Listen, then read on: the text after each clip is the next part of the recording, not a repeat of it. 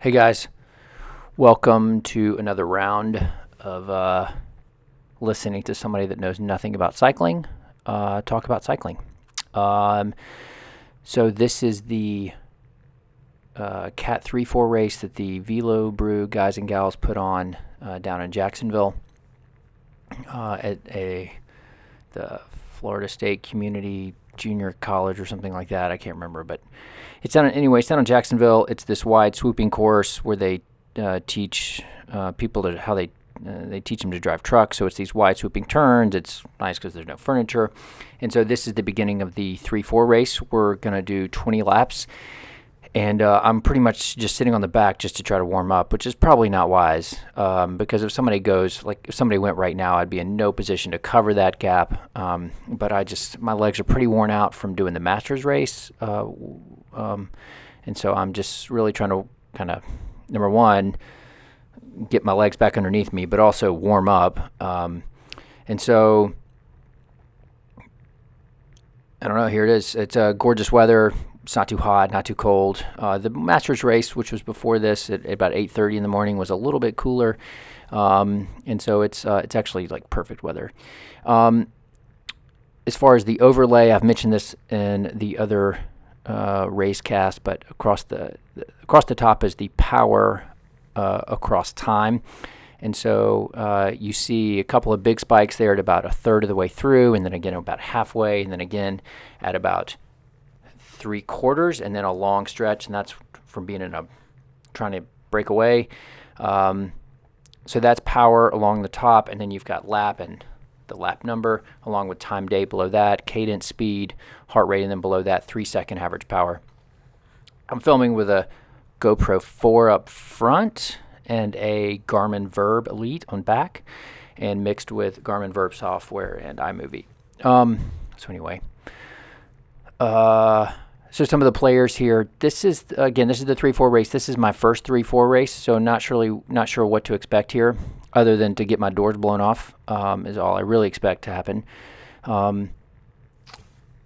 A lot of the Robson Forensic guys are here, and I think they actually went 1, 2, 3 on the podium, and then a lot of Velobrew guys, and then a lot of other teams, several other teams, I guess, and then a lot of just solo guys like myself.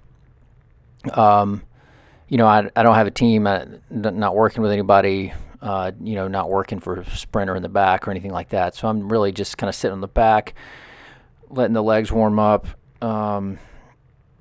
before I'll try to, make an attack or something. I mean, I've said it before, but I don't have a lot. It's kind of a one-trick pony here. I mean, I don't have the sprint in me to bust out 1,500 watts for 30 or 40 seconds to win a sprint. So my only way of ever ending up on a podium is to get in a breakaway and hope it sticks, which, I don't think I'm really strong enough to try to hang with a lot of these. But anyway, I think here, let's see, we're in lap 3. I think we're going to start getting some brief attacks, and then people kind of covering those here as we sort of move along. As I remember in this race, nobody really gets in a break and it sticks, which one of the things that people talk about in Cat 3 and 4 versus Cat 4-5, or in other words, Category B versus Category C racing, is that, and again, I'm completely clueless, so if you don't want to hear somebody that doesn't know anything about cycling talk about cycling, then turn the volume on and turn on Pandora and just watch this on the trainer if you want. But, the comment that people make about the Cat 3-4 racing is that the skill level is a little bit more uniform. It's, everybody's got a certain number of races under their belt.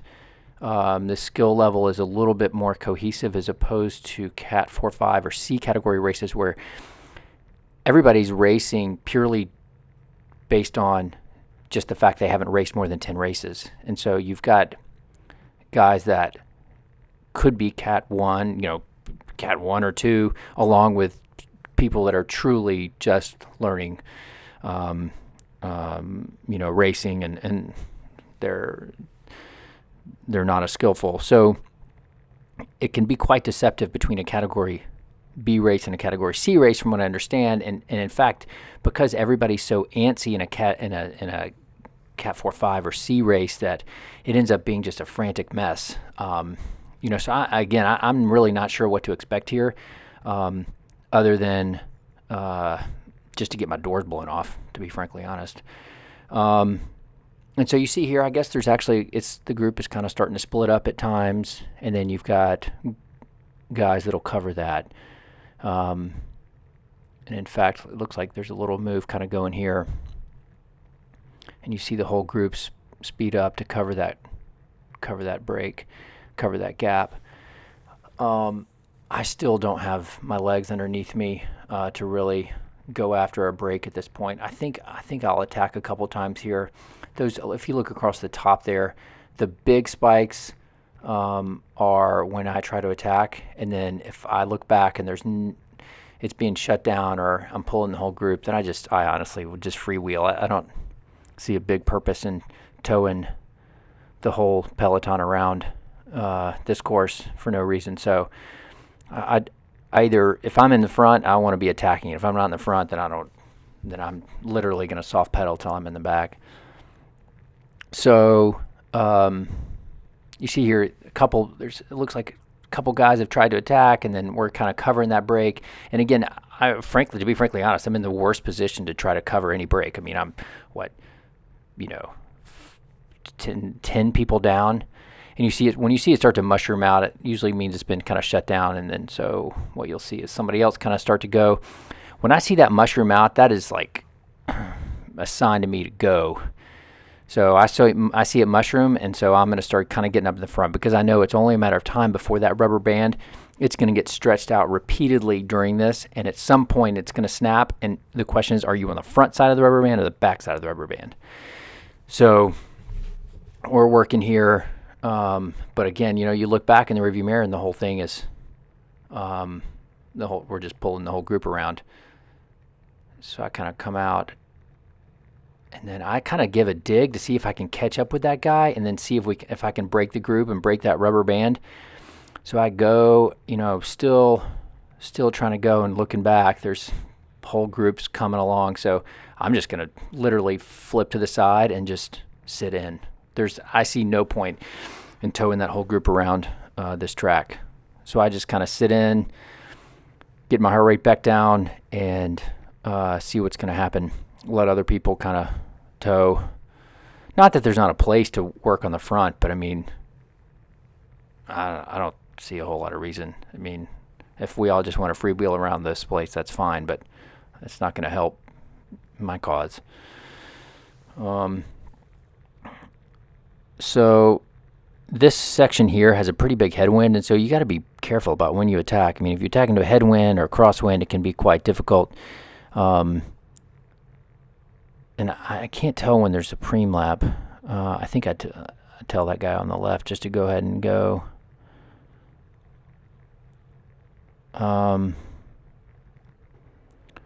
So we're a quarter of the race in right now, and I think somebody tries to go here, because I'm going to try to either cover the attack or be a part of it.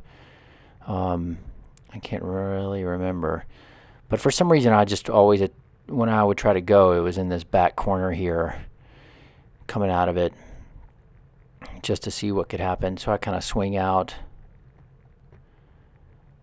and I go all the way to the outside, and I look back, and because the whole group is on the left, so I try to go here, and it takes a pretty big effort to get away. I mean, 600 watts for 20, 30, 40 seconds, and then gonna have to settle into 400 watts. And you look back, and the group's right there behind you, which tells me, nope, I'm not going. I'm shutting this down. And maybe if I just pushed, we could have, made enough people tired enough that that rubber band would have snapped. But if everybody's single file like that, I just don't see any purpose.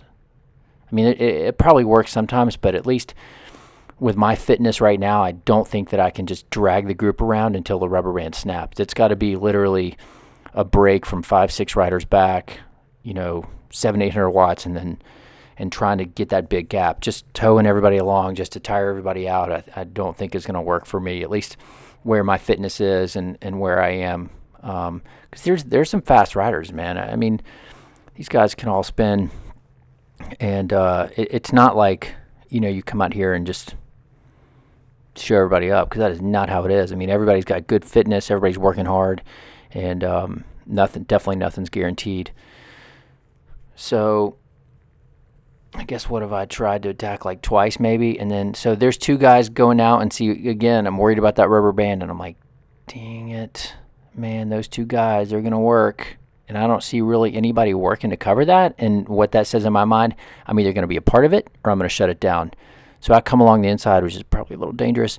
And so I try to get up to him, and which means the whole group is coming, which is, I'm going to work to either shut it down or be a part of it. And so I flick him through to let's cover it and let's not let them get away. But then nobody goes. So here we are coming through this turn that goes into the straightaway, and you see guys are really working hard to get it. I'm full gas. When you see my heart rate up there around 170, high 170s, I mean, my max heart rate's around 182. So if you see my heart rate at 177, 178, you know that I'm on the rivet, and I'm going to have to get that heart rate down before I can do anything else. And so there's actually 3 people up the road now at this point. And at this point, I'm like, well, I wasn't part of the break. But I actually think it gets reeled in just by the groups working hard together. So let's see. Kind of a mushroom out, and then people are starting to work together. You see it gets kind of oddly strung out.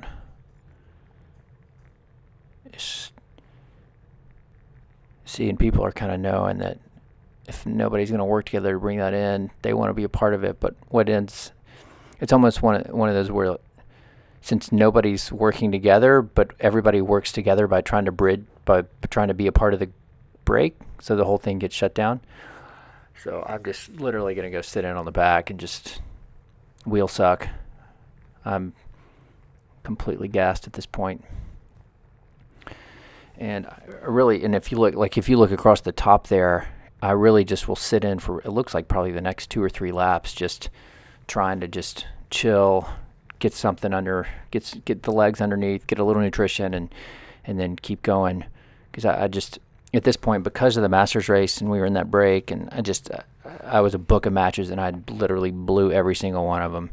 So I've got really nothing, or I don't have that same kick in the legs to really just attack, and be a part of the front group. So I've got to just essentially, I mean, I guess if you sit on the back like this, you're taking your chances. Number one, you're taking the chance that nobody's going to wreck in front of you, because that's one of the biggest concerns. And then the second thing is that you're taking your chance that that rubber band's not going to stretch and then snap while you're on the back.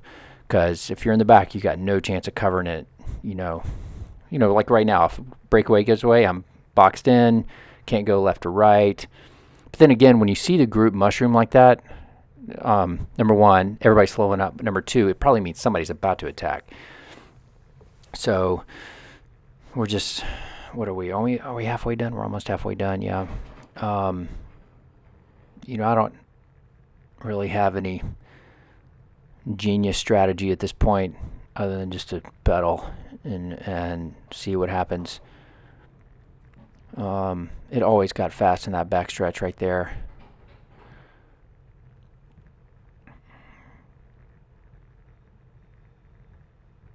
It's funny because the guy right now in the back camera, 2 guys on the red bike, and then the guy on that, it's sort of on the left there, we're all part of the break. And then the Velobrew guy there with the bright cap and the bright helmet in the back. I mean, I think last year he got in a break a couple times and I'm not sure who he is, but got in a break a couple times and it stuck. So he can go, and I definitely watch him. There are just certain people that you just can go and want to be a part of it. And so having an understanding about who you're riding with and what their style is gives you a sense of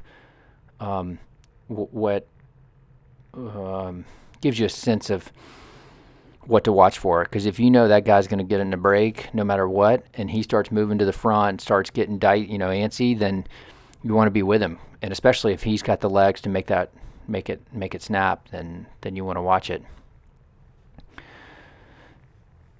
So you can always tell a preem lap because the speed just blazes up until the finish line and then kind of slows back down. The preem lap thing, and I talked about it in the other race cast, is that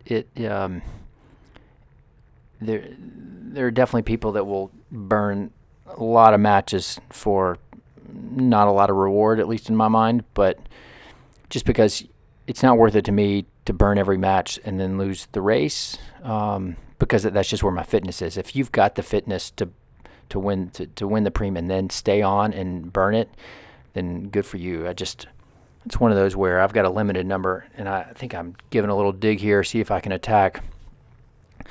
And man, it gets shut down, man, every time I look back, and just the whole group is right on me. And so I look back, I just swing to the side, flick them through. Literally, I'm soft pedaling right now, 170 watts. And then actually, I think right here, yeah. So if they're gonna calm down a second, then I give another dig to see if I can snap that rubber band, get up to 700 watts again. Because I know if I can get up to 700 watts, it means the guy behind me's got to do 500 watts. And the question is, can he do 500 as long as I can do 700, And the guy behind him, see, there's a little bit of a gap. I mean, it's a little bit deceptive with the camera about how big that gap is, but I wish I had stuck right there. See, this guy's going. This is actually a really smart move. After 2 big digs, that guy, if he goes, and if I just stayed on his wheel, man, look at my heart rate. I'm almost to 180. He's trying to go, and he knows that is the move right there. You look back, they're not organized. If I could have just gotten on his wheel, I feel like that could have been something. He wanted it, I think. But I didn't have, after 2 big attacks like that, I just didn't have it in my legs to stick on his wheel. And in fact, what I was hoping for was somebody to cover that and let me hit their wheel. But, getting people to pull through is sometimes fantasy. So, I'm on the front here, and I'm asking myself, what the hell are you doing? You putting out 300 watts just to pull this group around? It's like, no, there's no reason to tow this group. So I just literally, when you see me come across that line right there, it means not doing a damn thing. I think I give a little dig to see if I can go. Do I do it? Yeah. I think I hear him kind of shift down, and so I try to cover it, but it getting shut down, you see, so I'm not even going to get up there. I'm just going to sit in the back. I mean, there's just no way that somebody was getting away in this, which is frustrating, because, it's just everybody was covering everything, which is just sometimes how these go, And I'm on the inside, and I'm really just kind of letting people come by. I sitting up on the front covering brakes right now is not something I can do. And that right there, when I see that, I'm like, oh, that's got potential right there, because I know the guys up front are all sort of tired. I know they've only moderately covered brakes, and see, there's a group, there's like 4 or 5 that are going, but everybody, it's weird. Everybody covers it and shuts it down, And again, I'm just cashing out. I'm like, well, I'm just gonna take my chances. I got no team to help me cover. I'm not going to sit in for a sprint. So I just need to calm down. And you see here, if you look across the top, my power level stays relatively constant. No, it's not constant, but it's the huge spikes of attacks are not there until the one that kind of sticks. And so this is, what I've sort of decided at this point is, okay, I've got to wait until about lap 16, and maybe I can go. I'm going to save everything for lap 16 or so, and then maybe I can get away and get out of sight.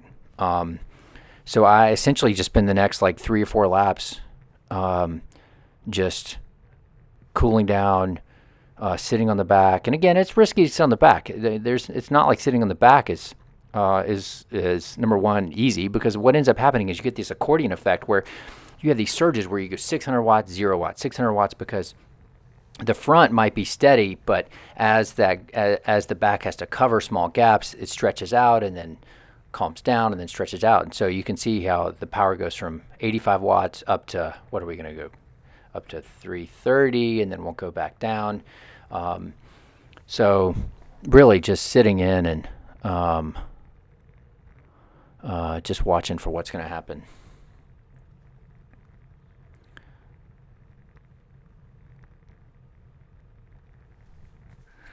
Where are we now? So it looks like there's 2 guys up the road at this point, but the group's working to bring it in. So I'm not too worried at this point. And again, I've told myself, just if something gets away, you're just unlucky at this point.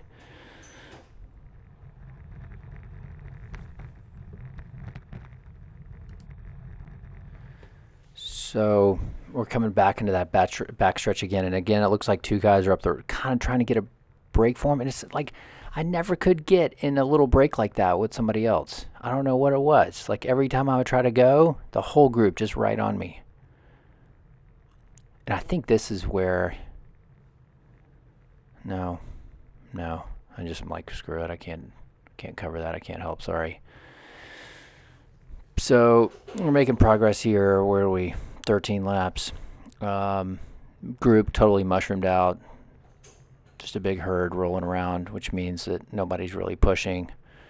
And how long we've been riding at this point, I can't even remember. Each lap is about a minute and a half. And I think it's a 35, maybe a 45-minute race. I can't remember. So,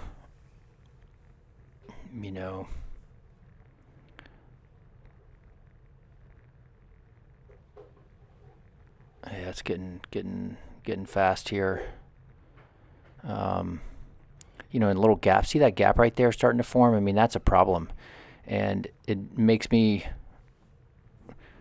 You don't want to be on the back end of that. You'll get shot out the back. But it's just, I guess the group was just slowing down, and so I sort of kind of move up here, and group's totally mushroomed out. And then, do I do something here? I can't remember. This race was, I don't know, 2 weeks ago at this point. So we're going around that guy, and there's an attack, but it's getting shut down. Everybody's, see, as the race moves on, people know that, guys and gals know that if somebody can get away at 16 laps, 17 laps, and the group just doesn't work together, that could be it. And so it can be, that's when it's sort of it can be a quiet before a storm, but it can also, you got to watch for that one group, that one breakaway kind of go in, because that's the one that can stick, and you can not have the time to reel it back in over the course of the rest of the race. So what are we on? Lap 14. As far as I don't know, just as well, we got a minute. As far as the equipment that I use, I'm riding a Ridley Noah SL, and the I ride with pretty deep dish wheels, which the thing is with those older 808s, especially before the Firecrest, if we're talking about the Zips, or some of the older deep dish wheels had a problem where as the wind would hit the back side of the front wheel, it could really jar your bike. But because of the new design in wheels, crosswinds and really coming at like 20-degree angle headwinds, but minimally shake that tire. And the thing is, every watt saved can help you late in the race. And so, I don't see much difference between a 404 and an 808 or a 60 flow or something along those lines. I mean, the bottom line is that if, a strong headwind sucks no matter what. I mean, you're the biggest resistance to air on the bike, and if strong gust grabs your front wheel and shifts your handlebar, the front wheel, I mean, that can be a problem, definitely. But I mean, we're not talking about 25 millimeters where you're in the drops on a TT bike. I mean, you've got your hand super tight on the on your handlebars, and there's not any crosswind. So I ride pretty deep dish wheels primarily just for the aero benefit, or the wattage benefit. And so I've kind of moved up here to the front. We're lap 15, and like I'm sort of starting to feel like I've got to try to, if I'm gonna get in a breakaway, it's got to be soon. Because here's what happens: lap 20, the pace gets so high that you can't break away. Right? The pace is 30 miles an hour. It's a little hard to attack when the pace is already 30. So right here, it's hopefully everybody's pretty tired between the Masters race or just 30 minutes of racing, something like that. And so I try to come to the front and just see if I can just get away from everybody. And so I kind of slide to the side, and then nobody's right on my wheel, which gives me an easy little gap. That guy behind me, he kind of knows I'm about to go, I think. So I think right here, I just dig in and try to go and see if I can just get away from the group, get out of their sight, and know that I've got 3 laps to go. Well, I've really got 5, but I at this point, you don't know, because you just know when there's 3 laps left, is what they tell you as you come through. So I just know that I've got maybe 8 minutes, 9 minutes of hammer time. So, you look back and like we've got a gap. And so the guy's coming. And so it's this dilemma of, do you wait on him and work with him, or do you let him come up to you? In other words, don't slow down, just put the hammer down. When I look down, I'm only doing 330 watts, so he should be able to cover that. He's looking back a lot, which I don't know if he just struggled and burnt every match getting up to me, or just thinking that it was going to get shut down. But I think he kind of fades off at some point. And so, we have a decent gap right here, I think, and I'm pretty encouraged by all of this. And I'm like, oh, wow, a couple laps to go. We just need to hammer it. And then he drops off. And I guess he dropped off just because he thought we were going to get, I don't know, maybe he couldn't hang. I don't know. But he dropped off, which is never a good sign, because going solo from this point, I mean, I don't have that in my bank account, I don't think. I guess he just dropped off and he couldn't hang, because I don't think they're right on us. So I'm just trying to lay on about 340 watts, 330, something like that, something I know that's kind of sustainable. Now, once the group starts hammering in the last lap, and they're going 30 miles an hour, and I'm only going 24, now that's a problem. Now, and maybe I'll get caught, but I'm just trying to just go. And you see, based on if you look on the power line across the top, you see how long I can kind of stay away, or how much longer I stay away. But the group's coming, man. You hear them. You can't hear them, but you look back, and they're kind of, and I keep just trying to, I'm just going to go. Because one thing is that sometimes if somebody's working hard up front and they're burning matches up front, if you can just stay away, and maybe they'll burn all their matches and they'll let me go. So I keep just staying on it. But I think that somebody got on the front and just went full gas here, because they closed that gap pretty quickly. Maybe they were just letting me dangle and just letting me burn my matches, and it's probably what it was. But they come pretty hard here, and when I see them, we're not even, I've just made the turn and they're making the turn, that tells me I'm not gonna get away. So at some point here, I just kind of sit up, and I think right here, see, they're like, we're almost in this turn together. It's a little bit deceptive about how far we are with that rear view camera, but they're right on me. And I know, like, at this point, there's a good chance my race is over. I mean, I kind of swing out to the side, let them take the inside, and then I'm just going to sit for the bunch sprint that I'm going to get middle of the pack. At this point, I've got nothing else to offer myself as far as chances to win, or get even in the front. So I just come to the side, let everybody pass me, get my heart rate back down. Again, when my heart rate's in the 170s, I'm not in a good place. So just sit on the back, let my heart rate come down, see what can happen in the end. And what do we got? About 2 laps to go or something. And you'll see here, once you get that last lap, it is really hard to attack and get away. But you see a couple of spikes here as the group mushrooms out. I feel like this is the calm before the storm of the last lap here, where everybody's kind of bunched up, nobody's really doing anything. And I think that dude gives a great attack, actually. Yeah, that dude, that was actually a fantastic attack. See how everybody's gunning up 500 watts in the back of the group to cover that? That was a fantastic attack. Everybody was mushroomed out, sitting there, and then that guy just freaking lays the hammer down. And you see he's got a gap, man. If that has got good potential to stay away. I mean, I don't know. Maybe there's a bunch of potential P1s up here. A bunch of Cat 1s up here that essentially just haven't, upgraded yet. And so they're going to shut that down immediately. But I thought that was, when I saw it, I was like, wow, that's a great attack. That's perfectly timed when the group is mushroomed out, and he came through there faster than greased owl poop. I thought he was going to get away. So what do we got? I think he's about to tell us that there's the guy that attacked. Just every match burned, which was me 1 lap ago. So I don't know.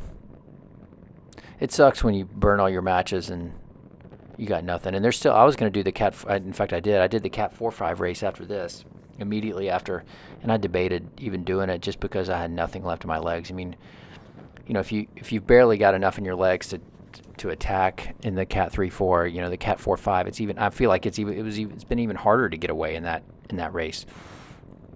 So, I think I did end up doing the race, but I definitely debated whether or not to even do it.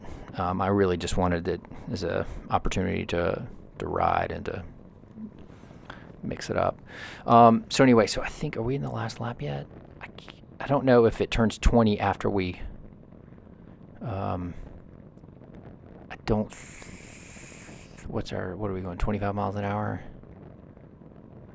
Yeah, I think this is the last lap right here. So moving fast, 400 or 500 watts, 28 miles an hour through the curve. You see it just really, everybody's just full gas here. 550 watts, you're this far out just to kind of try to stay with this break or this group. I mean, kudos to the guys that won that. There's actually there's another video of the guy that won it. He's got the camera on, and he just, I would love to see what his power meter said, but he just freaking hammers it and wins the race. And it was a great race. So anyway, fantastic effort. Thanks again, guys. See you.